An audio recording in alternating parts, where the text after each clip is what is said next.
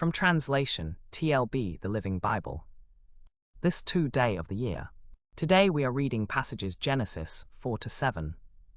Genesis chapter 4, verses 1-26. Now Adam slept with Eve, and she became pregnant.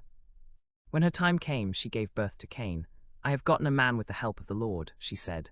Later she gave birth to his brother Abel. Abel was a shepherd and Cain was a farmer.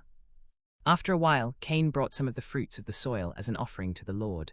And Abel also brought an offering, some of the firstborn of his flock and the fat portions. The Lord looked with favor on Abel and his offering, but on Cain and his offering he did not look with favor. So Cain was very angry and his face was downcast. Then the Lord said to Cain, "Why are you angry? Why is your face downcast? If you do what is right, will you not be accepted? But if you do not do what is right, sin is crouching at your door. It desires to have you, but you must rule over it." Now Cain said to his brother Abel, "Let's go out to the field." And while they were in the field, Cain attacked his brother Abel and killed him. Then the Lord said to Cain, "Where is your brother Abel?" "I don't know," he replied.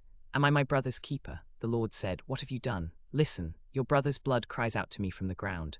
Now you are under curse and driven from the ground, which opened its mouth to receive your brother's blood from your hand.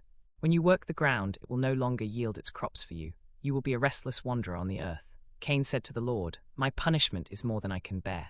Today you are driving me from the land, and I will be hidden from your presence. I will be a restless wanderer on the earth, and whoever finds me will kill me."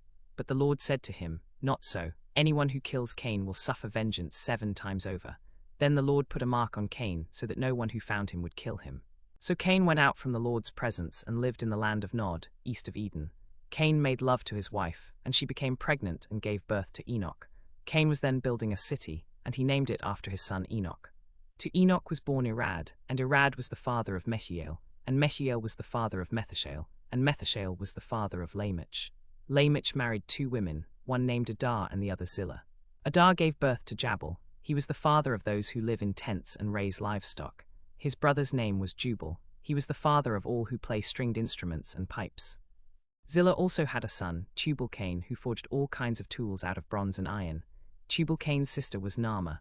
Lamech said to his wives, "Adah and Zillah, listen to me. Wives of Lamech, hear my words. I have killed a man for wounding me, a young man for injuring me. If Cain is avenged 7 times, then Lamech 77 times.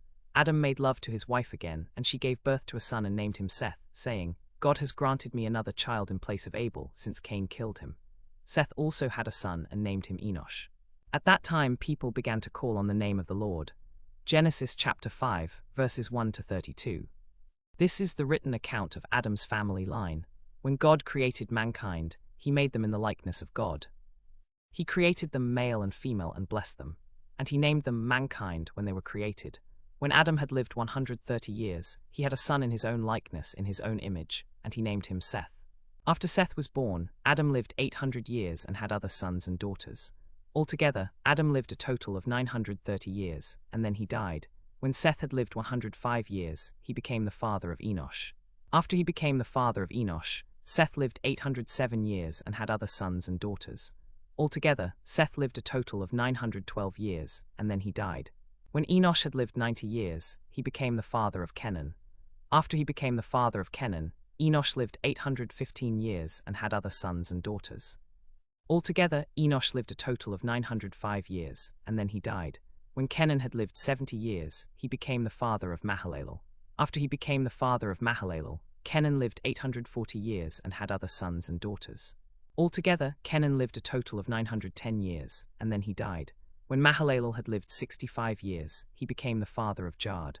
After he became the father of Jard, Mahalalel lived 830 years and had other sons and daughters.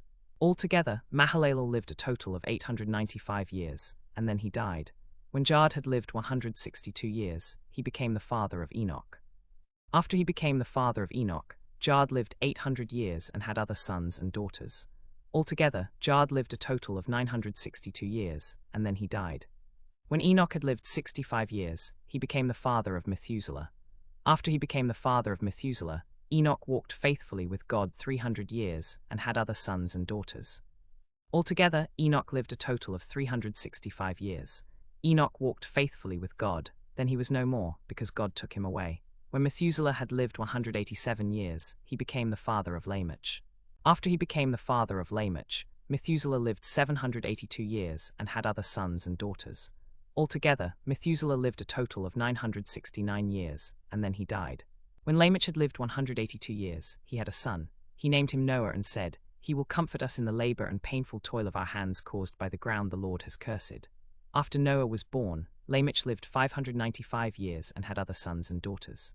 Altogether, Lamech lived a total of 777 years, and then he died. After Noah was 500 years old, he became the father of Shem, Ham, and Japheth. Genesis chapter 6, verses 1 to 22. When human beings began to increase in number on the earth and daughters were born to them, the sons of God saw that the daughters of humans were beautiful, and they married any of them they chose. Then the Lord said, "My spirit will not contend with humans forever, for they are mortal. Their days will be 120 years. The Nephilim were on the earth in those days, and also afterward, when the sons of God went to the daughters of humans and had children by them. They were the heroes of old, men of renown. The Lord saw how great the wickedness of the human race had become on the earth, and that every inclination of the thoughts of the human heart was only evil all the time. The Lord regretted that he had made human beings on the earth, and his heart was deeply troubled.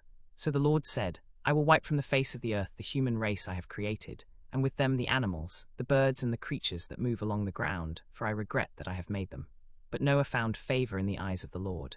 This is the account of Noah and his family. Noah was a righteous man, blameless among the people of his time, and he walked faithfully with God. Noah had 3 sons, Shem, Ham, and Japheth. Now the earth was corrupt in God's sight and was full of violence. God saw how corrupt the earth had become, for all the people on earth had corrupted their ways. So God said to Noah, "I am going to put an end to all people, for the earth is filled with violence because of them. I am surely going to destroy both them and the earth. So make yourself an ark of cypress wood, make rooms in it, and coat it with pitch inside and out. This is how you are to build it. The ark is to be 300 cubits long, 50 cubits wide, and 30 cubits high. Make a roof for it, and finish the ark to within a cubit of the top. Put a door in the side of the ark, and make lower, middle, and upper decks. I am going to bring floodwaters on the earth to destroy all life under the heavens, every creature that has the breath of life in it. Everything on earth will perish. But I will establish my covenant with you, and you will enter the ark, you and your sons and your wife and your sons' wives with you.